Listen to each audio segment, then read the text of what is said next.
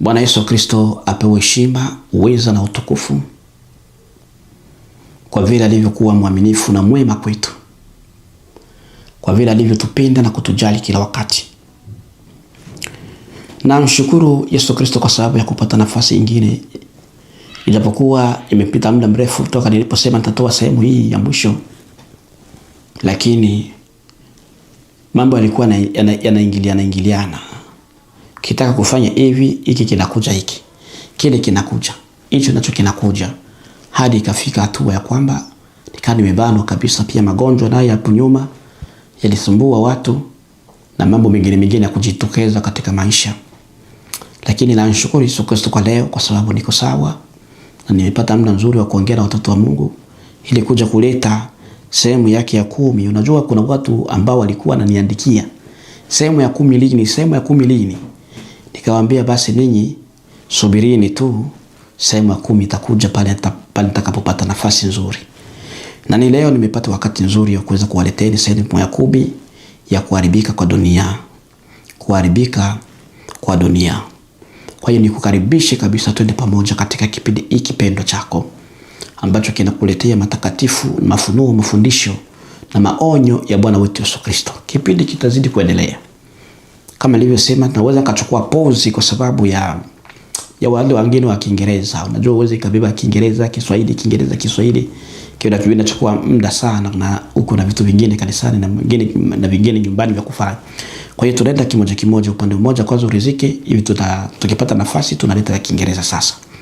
Kwa hiyo leo tutakwenda kuzungumzia juu ya moyo. Karibuni sana katika kipindi.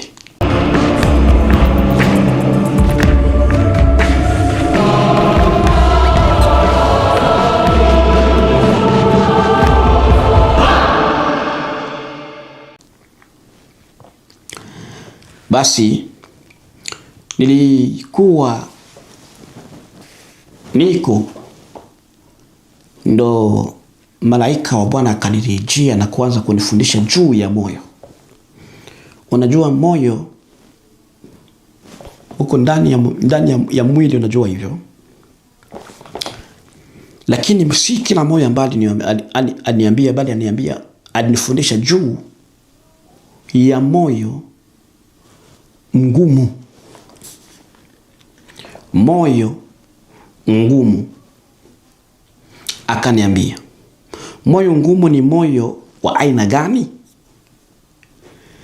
Moyo ngumu ni moyo unaofurahia ya dunia na kuchukia ya mbinguni. Wakati wote unapokuwa unafurahia mambo ya dunia na unachukia ya mbinguni, Mungu anaona moyo wako ni ngumu. Samani, moyo wako ni ngumu. Akaniambia tena, moyo ngumu ni moyo unaochukia kweli na kupenda dhambi. Moyo ngumu ni upi? Moyo ngumu ni moyo unaofurahia mambo ya dunia na kuchukia mambo ya mbinguni. Tena moyo ngumu ni upi? Moyo ngumu ni moyo unaochukia kweli na kupenda dhambi. Ndo akawa ananiambia juu ya moyo. Akasema moyo ngumu tena ni moyo unaokataa Yesu Kristo na kupenda adui. Tunajua ukikataa Yesu Kristo na kupenda adui, ina maana ni moyo unaopenda shetani. Uangalie hizo zote, hayo yote mafundisho ambayo iliambiliwa juu ya moyo ngumu. Ni moyo unaokataa Yesu Kristo na kupenda adui. Akaniambia Mungu anajua mwisho wa uhai wa kila mtu. Kulala kwetu, kuamka kwetu, Yesu Kristo anakujua. Even mwisho wa maisha yetu, siku na dakika kutoka katika dunia hii na siku na dakika kuingia katika dunia hii na kutoka, Bwana Yesu Kristo anajua. Akasema hata hivyo wale wanaomwamini wanajua mwisho. Wale wanaomwamini Yesu Kristo wanaishi, lakini walishajua mwisho wao, na mwisho wao ndo huu, kwamba waitwe wana wa Mungu. Ndo mwisho wa kila muamini Yesu Kristo, kuitwa mwana wa Mungu na kuwa na uzima wa milele. Ukiwa haleluya, haleluya Bwana, haleluya, haleluya, haleluya, haleluya. Yesu Kristo ni Bwana, ni mwokozi wa ulimwengu, apendaye watoto wake. Ni yeye peke yake aliye njia ya kweli na ya uzima. Ni yeye peke yake aliye njia ya kweli. Ni yeye. Yesu Kristo ni Bwana. Haleluya, haleluya. Wale wote wanaomwamini Yesu Kristo, Biblia inasema ya kwamba wanajua mwisho wao. Ndio mafundisho naambiliwa. Lakini akaniambia mwisho wao ni upi? Mwisho wao ni kuitwa wana wa Mungu na kupata uzima wa milele. Kwa hiyo uzima wa milele tunaupata katika Yesu Kristo, heshima alipa juu. Akaniuliza swali huyu malaika. Tuseme nini tena? Je, usingizi ni kufa? Tuseme nini tena? Je, usingizi ni kufa? Haleluya, haleluya, haleluya. Matakatifu ya Bwana wetu Yesu Kristo, uyasikilize haya, yatawajenga. Je, usingizi ni kufa? Au Mungu aliumba mwanadamu ili afe na amuke tena? Hizo ndio swali alikuwa ananiuliza. Lakini tena alikuwa anauliza tena, najibu swali zake. Akasema usingizi si kifo. Yeyote anaolala ina maana hajafa. Ila usingizi wampa mwanadamu akili ya kutambua ukuu wa Mungu. Unapokwenda kulala, kusinzia ama unalala, niseme kusinzia, inakupa ile hali ya kusinzia tu. Inakupa wewe mwanadamu akili ya kutambua ukuu wa Mungu unayemtumikia, Yesu Kristo. Ya kwamba wote walioamini jina lake wao watalala na sio kufa. Ndio maana wataamuka. Wale wote wamwamini Yesu Kristo hawatakufa, wanaweza wakalala. Na kwa sababu wanakwenda kulala, akasema wataamka. Akaendelea kuniambia mambo makubwa na mazito. Akaniuliza swali, akasema, je, kuamka ni ufufuo? Ile hali ya kulala na kuamka kwako wewe ni ufufuo wa watu wa usiku wa mwisho? Hapa akasema hapana, ila kuamka kwa mfanya mtu kuona siku mpya ambayo hakuzani kuiona. Tutafika kesho, kwa sababu tumelala na tumeamka kwa neema ya Yesu Kristo. Ndio maana tutafika kesho. Kwa hiyo kuamka, kuiona ni hali ya mtu kuona siku ya baadaye. Sasa sikiliza maneno yake, anaweza kukuchanganya. Kuiona ile siku ambayo wewe mwenyewe wakuwa unastahili, yani wakuwa na uamini, una imani ya kwamba utaweza kufika kesho.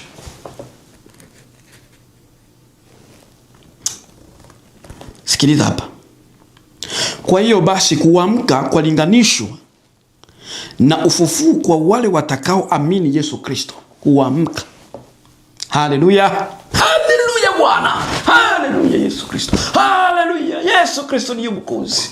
Kimbilio mtakatifu wa Israeli, hapendaye wote na anayo akili ya kutaka watoto wake kuingia katika toba na kutembea katika ukweli na haki na utakatifu wa milele yote utakuwa juu yao, na wale wote watakaomwabudu Yesu Kristo wataongozwa katika njia ya kweli na amani ya uke itawatawala. Ni yeye pekee yake alikuwa na nguvu ya kulalisha na kuamsha na kuinua wale waliokuwa wanyonge. Yesu Kristo, unaenda wapi mwanadamu? Kimbilia Bwana wako Yesu Kristo katende mema. Haleluya, haleluya, haleluya, haleluya. Sikiliza haya maneno mazuri, uyasikilize vizuri. Anasema kwa hiyo basi kuamka, ile hali ya kulala na kuamka kunalinganishwa na ufufuo kwa wale watakaoamini Yesu Kristo. Hao wataamka. Haleluya Bwana. Wale ambao wataishi nje, yani wale waliokuwa na moyo ngumu, wasiopenda Yesu Kristo. Haleluya, haleluya. Watu kama hao watakuwa nje ya Kristo, wanalala na wala hawataamka, wanalala na wala hawataamka. Hata kwanza tusome baadhi ya andiko katika kitabu hiki cha Ufunuo sura ya 14 na jua mstari wa 13, anasema hivi: nikasikia sauti kutoka mbinguni ikisema, andika, heri wafu wafao katika Bwana tangu sasa, naam, asema Roho, wapate kupumzika baada ya taabu zao, kwa kuwa matendo yao yafuatana nao. Heri wafu anasema heri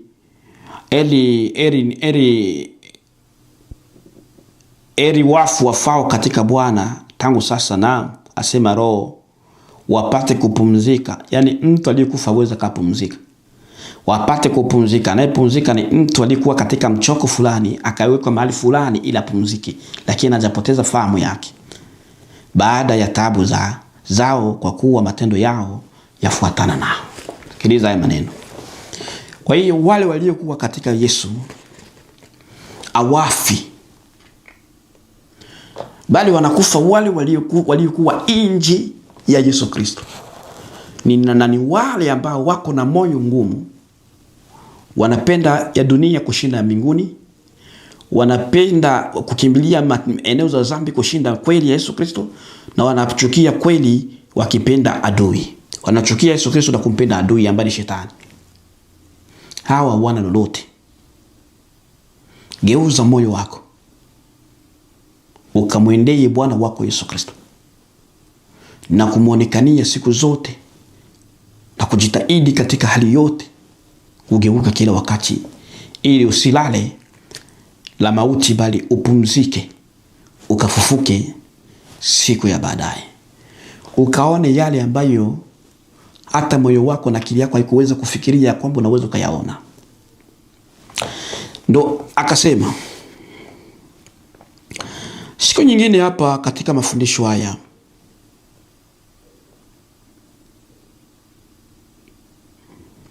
niliona kitu kama ni kama mtu hivi, ilikuwa ni maono fomu, yani vile ukiona mtu anavyokuwa anasimama, ile fomu ya mwanadamu vile anavyokuwa anasimama, ndivyo nilivyoanza kuona. Ila hiyo fomu ilikuwa fomu ya mwangaza, anasimama kama mtu, lakini yupote ni mwangaza mweupe. La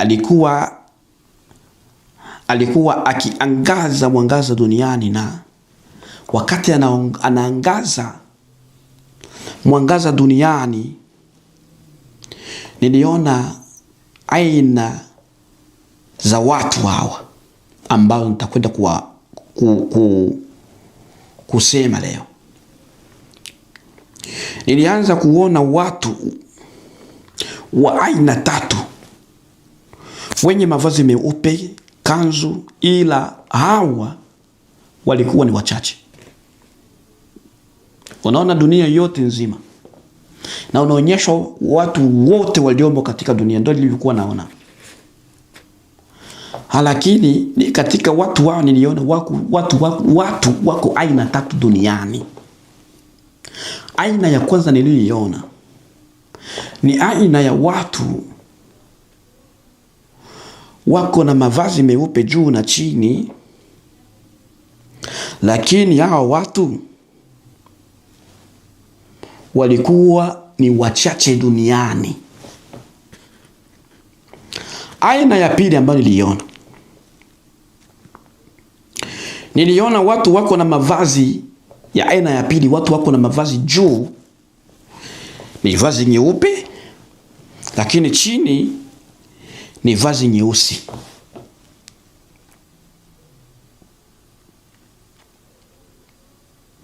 Nao pia walikuwa ni wachache. Nikaona aina ya tatu. Wengine hawa walikuwa uchi. Unaona mtu anatembea lakini yuko uchi. Na kundi la waliokuwa uchi duniani ndio kundi lilikuwa kubwa kushinda kundi lolote. Kisha nikaona watu wanaenda kanisani baada ya kuona hizo aina tatu zilizomo katika ulimwengu ya watu. Nikaona watu wanaenda kanisani, nikaona angani kiumbe kama mamba. Hicho kiumbe kama mamba kikaingia ndani ya kanisa. Kilichoingia ndani ya kanisa, nikaona tunaona kanisa iko na mistari kwa viti hivi. Mstari wa kwanza unaweza ukawa hapa katikati unaacha njia. Mstari wa pili unakuwa hapa katikati unaacha njia, na mstari wa tatu kule. Ndivyo ilivyokuwa kanisa hilo naliona. Ni kanisa ambalo limejaa watu. Nilikuwa na watu wengi. Na katika watu wao, katika ile hali ya mamba kuingia katika kanisa hilo, kama mamba ikawa inapita katikati ya watu. Ilipokuwa inapita katikati ya watu ndani ya kanisa hiyo mamba, nikaanza ona matukio katika wale watu yanaanza kutokea. Wale watu wameanza kuwa mbuzi. Nilianza kuona hivyo kuliko kuona sasa ile kanisa ni watu. Niliona ni mbuzi zinakutanika mahali fulani. Mbuzi. Kama ulishawahi kuona mbuzi, najua unaelewa ni mbuzi ya jinsi gani ninayomaanisha. Unaona mbuzi, sio kondoo, nasema mbuzi. Niliona kanisa hilo lote ni mbuzi. Lakini katikati mamba anaendelea kupita na anakaa ndani ya kanisa. Baadaye nikaangalia mkono wangu wa kulia, nikaona kondoo. Hizo kondoo zilikuwa kondoo hizi mbili katika hilo kanisa. Lakini zile mbuzi zilizokuwa katika hilo kanisa zikageuza kinywa chao ama uso wao mbele ya zile kondoo ambazo zilikuwa ndani ya kanisa hilo. Zile mbuzi zikawa zinatoa moshi na kuanza kuingia kwa zile kondoo. Nikaona hili moja iliyokuwa kondoo imegeuka kutoka kwa kondoo na kuwa mbuzi. Kukabaki kondoo moja, kanisa la watu wengi.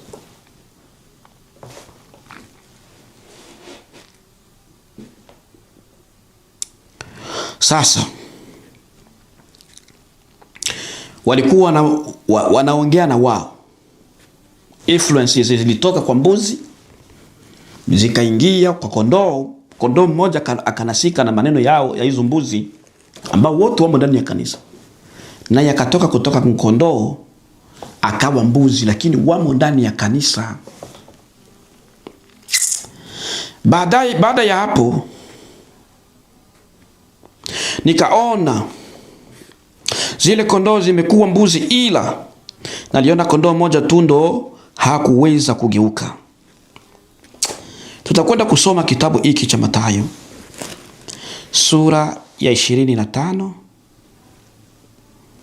na mstari wake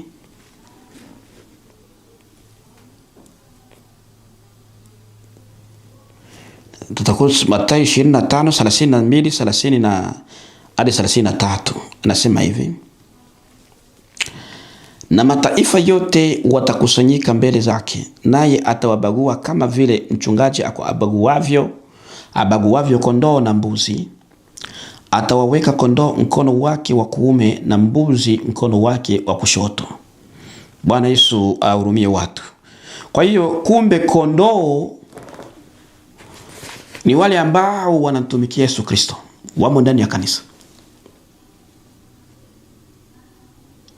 Na mbuzi ni wale ambao wamo ndani ya kanisa lakini watembea na neno. Sasa angalia, kanisa lote liliona ni mbuzi. Kondoo walikuwa wawili, lakini mmoja akapelekwa kwa maneno ya mbuzi akayakubali na kuendana na tabia za mbuzi, akabaki kondoo mmoja ndani ya kanisa. Waangalia ya mambo vizuri. Haleluya. Kisha akasema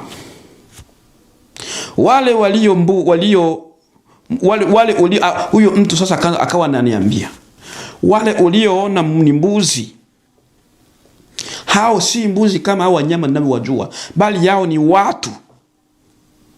Na pia mwanamke mpumbavu, unaweza kumuita mwanamke mpumbavu, nikaona katika hilo kanisa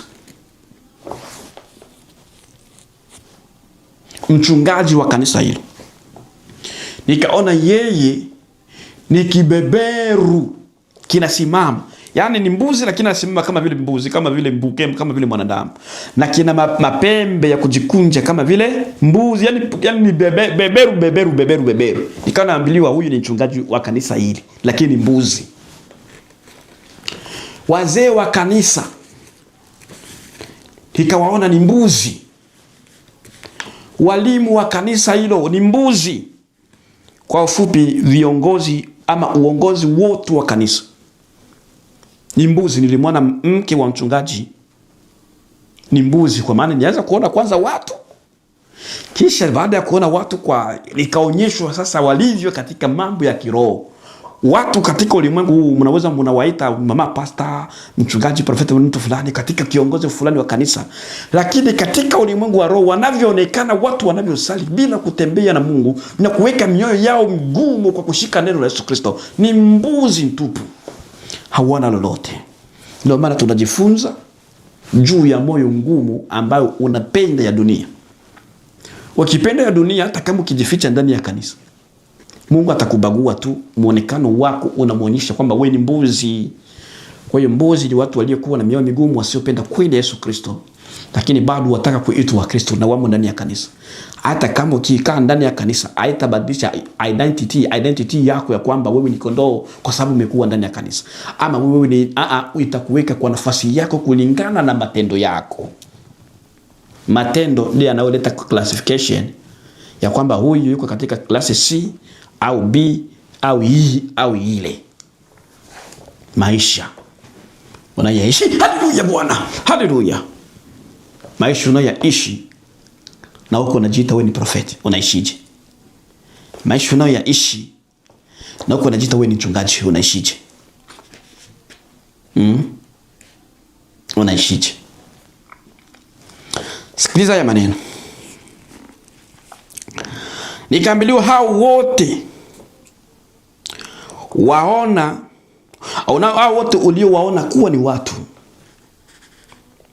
walio kanisani, hizo zote mbuzi nilizokuwa naziona, walikuwa ni watu walio katika kanisa la leo. Na wale unaowaona wanachukua Biblia wanaenda kanisani. Ndio niliambiliwa hao ni watu kabisa waliomo kanisani, lakini kosa lao hawataki kugeuka kukikuenenda na kweli na neno la Yesu Kristo. Huruma. Haleluya Bwana, haleluya Yesu Kristo. hawataki kugeuka, hawataki kuenenda na kweli, hawataki kuwa watakatifu, lakini wataka kwenda kanisani. Nikaambiwa hizo zote mbuzi ulizoziona katika kanisa labda la watu 100 lile, naona mtu mmoja ndio kondoo. Kulikuwa kondoo wawili, mmoja akapata influences, akapata vishawishi kwa mambuzi, naye akaingia akageuka kutoka kondoo akawa mbuzi. Nikaambiwa ndiyo mambo ya dunia ya leo, ya kanisa ya leo. Wengi ndani ya kanisa, lakini mmoja ameokoka tu, na mchungaji anafundisha ni mbuzi mbele ya Yesu Kristo, kwa sababu hawataki kuenenda katika utakatifu wa Bwana wetu Yesu Kristo, kwa sababu wanatembea katika njia zao wenyewe, wakiongozwa katika akili yao wenyewe, na uko kizani watatumikia Mungu. Mungu atumikiwe na akili ya mwanadamu. Ni yeye mwenyewe ampa mtu akili na kufanya mtu apate kugeuka, mtu apate kunjua. Tafuta sana Bwana Yesu Kristo, yeye aweke akili yake ndani yako, na akili yake ni neno lake na Roho wake Mtakatifu kuwa ndani yako. Haleluya, haleluya Bwana. Sikiliza maneno, tutasoma katika kitabu cha Petro wa kwanza sura yake ya 14, sura yake ya 15 mstari wake wa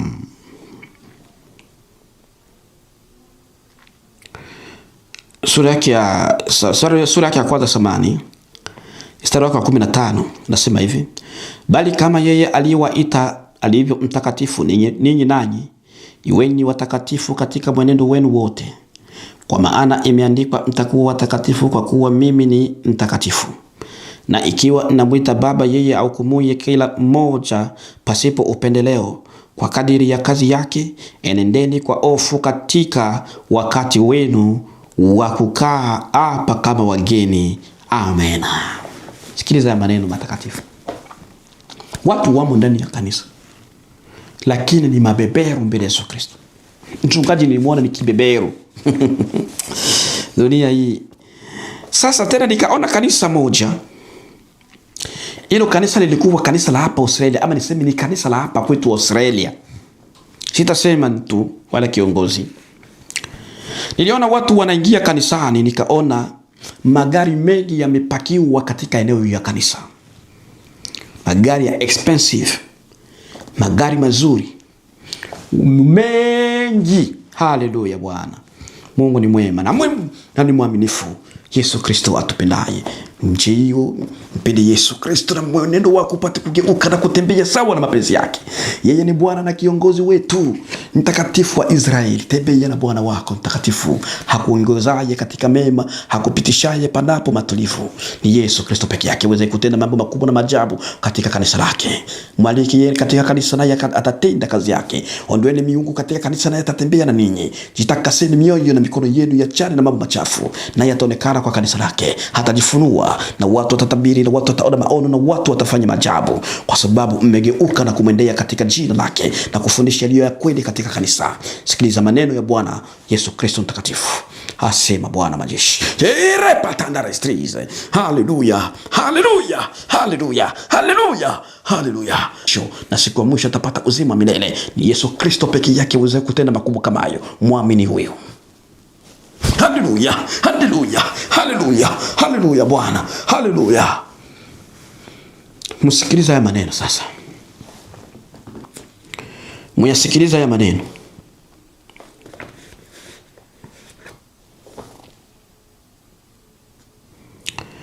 Nikaona hilo kanisa la hapa Australia, watu wamo ndani ya kanisa, wanakwenda kanisani. Nikaona kila anayoingia kwenye kanisa yuko na gari, anapaki magari expensive na magari ya kawaida. Eneo yote ya kanisa imejaa magari, tena magari mengi niseme. Watu wakaanza kutoka ndani ya magari. Wakati watu walipoanza kutoka ndani ya magari, ndio wapo nikaanza kuangalia na kuwa na masikitiko juu ya watu wanaokwenda kanisani. Hole, haleluya. Yesu Kristo ni Bwana, Yesu Kristo ni Bwana. Haleluya Bwana, haleluya. Unaona, nikaanza kuangalia watu wanaotoka katika magari ya expensive kuingia ndani ya kanisa. Nilianza kuona katika miguu yao wako na minyororo. Watu wamefungwa. Haleluya. Katika minyororo Hii ni huruma kabisa. Wanaingia ndani ya kanisa na unafungwa minyororo. Miguu yao imefungwa minyororo na mikono yao pia inafungwa minyororo. Na wanaenda kanisani. Uwanja wa kanisa wote umejaa magari. Ndipo sauti ikaanza kuniambia, wanaenda kanisani ila awapende kutubia zambi zao. Mtu anaenda kanisani, haleluya, lakini hataki kutubu makosa, zambi zake hataki kuzitubu. Tayari umekuwa mfungwa katika zambi na umo ndani ya kanisa. Hutaki kugeuka. Hata kwa tuangalie kitabu hiki cha Yohana Yohana 3:8 samani Yohana 8:31-34 anatuambia nini? Yohana 8:31-34 anasema hivi, basi Yesu akawaambia wale Wayahudi waliomwamini, ninyi mkikaa katika neno langu mmekuwa wanafunzi wangu kweli kweli, tena mtaifahamu kweli, nayo hiyo kweli itawaweka huru. Wakamjibu, sisi tu uzao wake Ibrahimu, wala hatujawa watumwa wa mtu wakati wowote, nao wasemaje mtawekwa huru?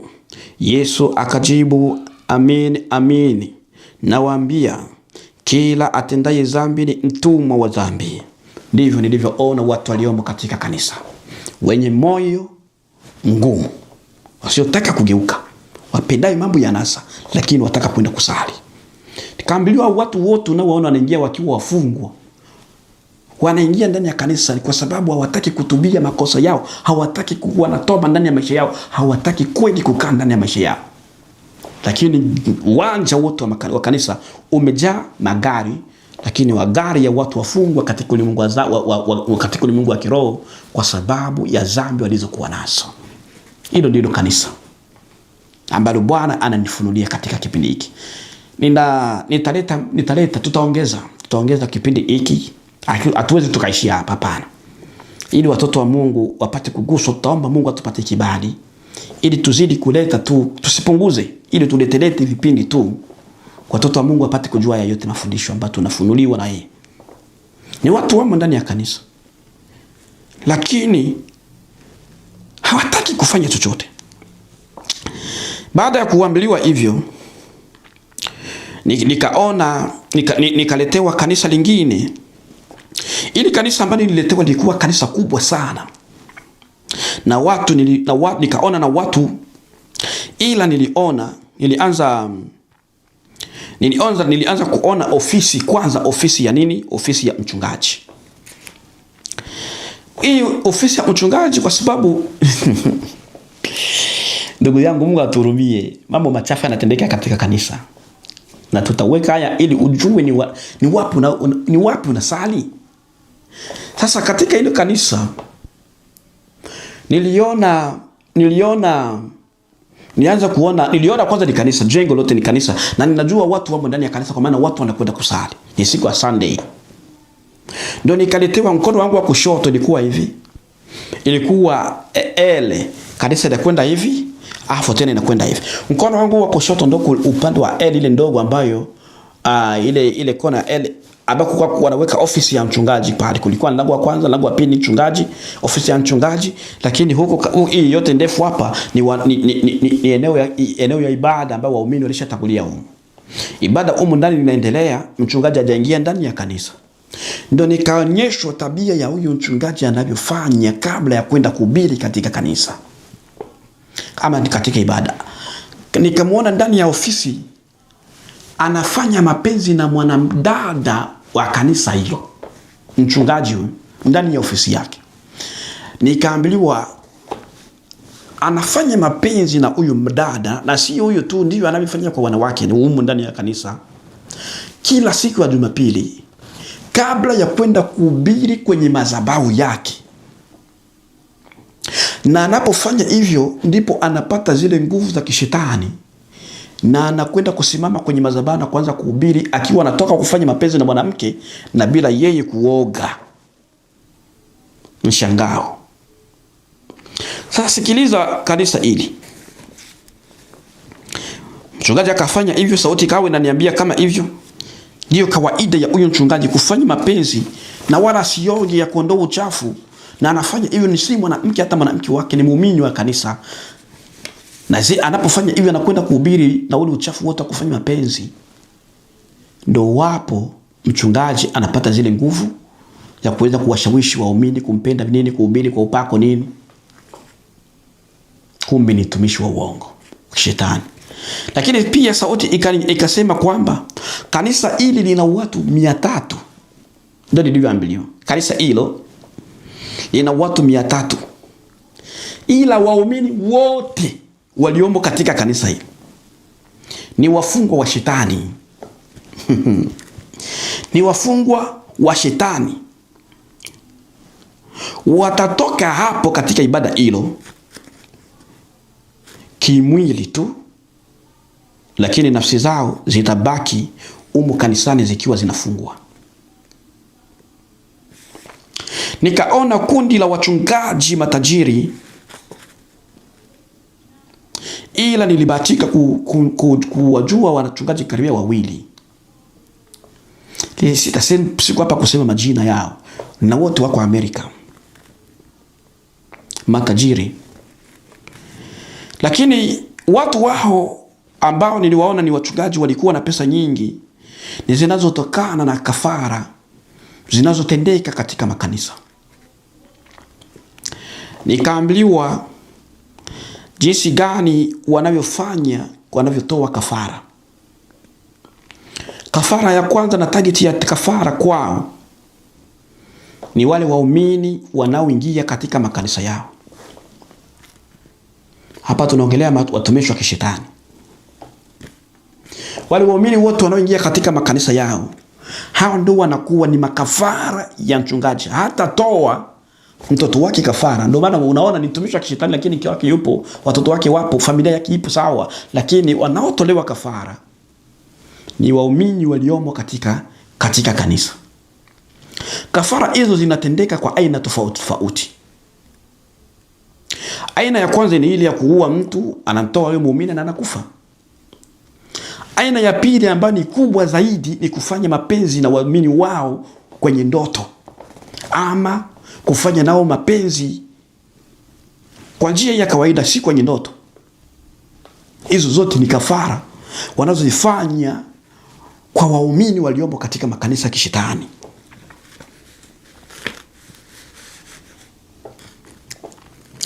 Baada ya kuambiliwa hayo, sauti ikawa ninaambia kwamba unaonyeshwa haya yote ili ujue kutenda kazi ya Bwana vizuri. Ikiwa namwambia na wewe nakwambia yote uyajue kama mchungaji, kama muumini, utende kazi ya Bwana wako Yesu Kristo vizuri, lakini pia na kwa uangalifu. Nikaambiwa kwa sauti kubwa inanisisitiza, nabii anastahili kuwa bila uoga anapopewa huduma ama injili ya message ya kuambia watu. Nabii asiwe na uoga. Angalia yote ambayo ninakuambia makanisa wa uongo, mashetani. Angalia.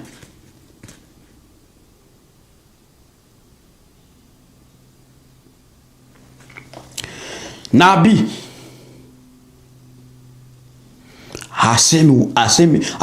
hawe na uoga, anasema iliyokuwa kweli. Nikaona pia angani amesimama pepo mweusi. Huyo pepo mweusi alikuwa na kazi ya kupulizia giza katika kanisa, katika dunia samani. Katika kupulizia hiyo giza katika dunia ama duniani, kwanza giza hilo lilikuwa na maana tofauti. Maana ya kwanza ya giza hilo yalikuwa ni mafundisho ya uongo, na inatumwa kupotosha maandiko. Hiyo giza, pepo inapuliza giza kweli, inaenda kwa kasi. Kwanza ni mafundisho ya uongo. Pili, yanatumwa kwa watu kupotosha maandiko. Inawapata wanawake na kuwafanya wawe wahubiri hiyo giza.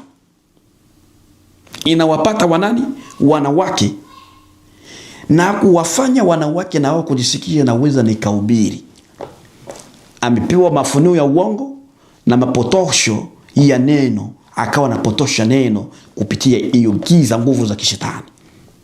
Ndio niliona. Imeonyeshwa haya ili nikuambie wewe. Na napokuwa nakwambia haya nayasema haya, lakini sina uoga pia. Ninasema kwa ujasiri, japokuwa kuna kuaga consequences ambazo zinatokea naposema ukweli. Naona vita ndio vinaongezeka zaidi, lakini ndio kazi ya nabii. Nabii hauzishi mafuta. Nabii anasema kile ambacho Bwana anamuonyesha. Sikiliza. Wanawake wakawa ni mahubiri, wanawake wakawa wanaongoza huduma ya kinabii. Nikaambiliwa ya kwamba ukengeufu umeingia duniani. Ukengeufu umeingia duniani. Akasema pale uonapo mafundisho ya uongo na watu wanapenda anasa,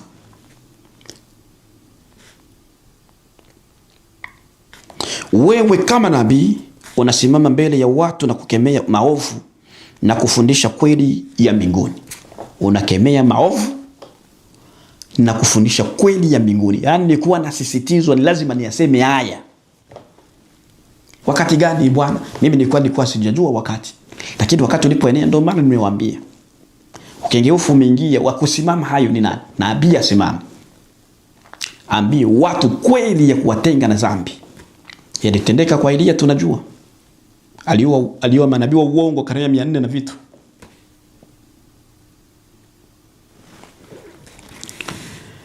Sasa nabii anatoa watu kwenye mtazamo wa dunia na kuwaweka tayari kwa ajili ya unyakuo. Unajua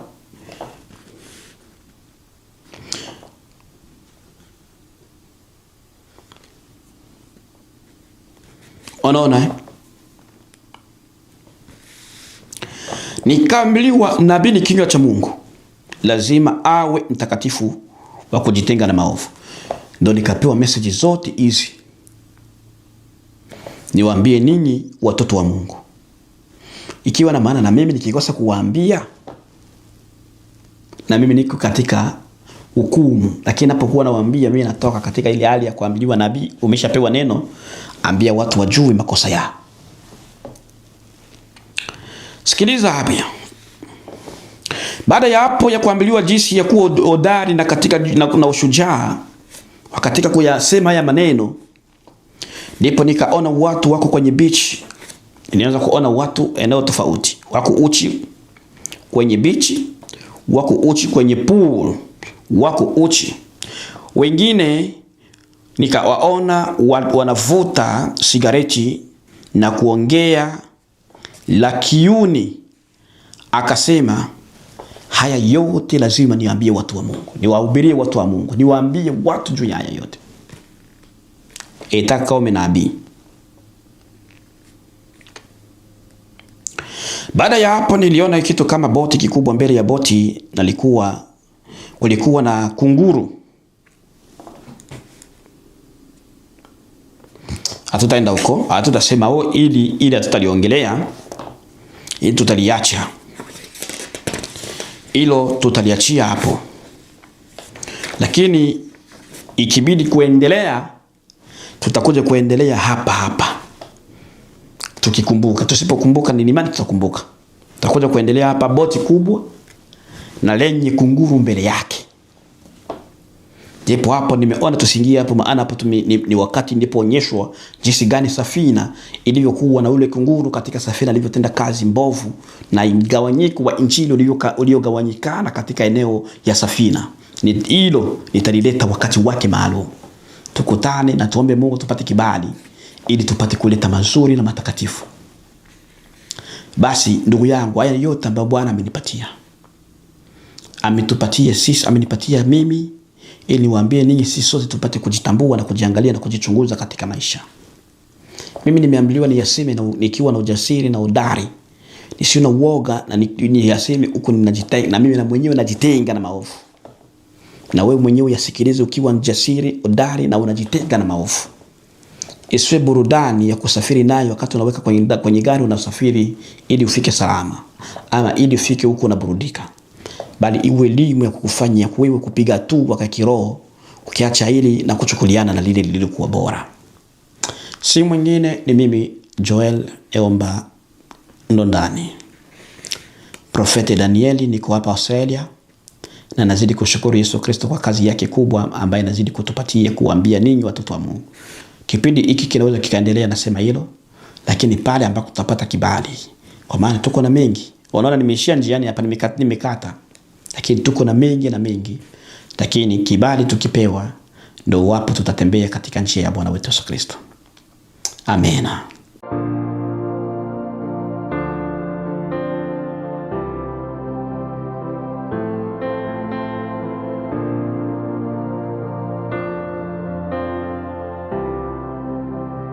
Lakini pole kwa ndugu zangu wa Kongomani ambao wanapitia majanga kule kwetu East ya Kongo.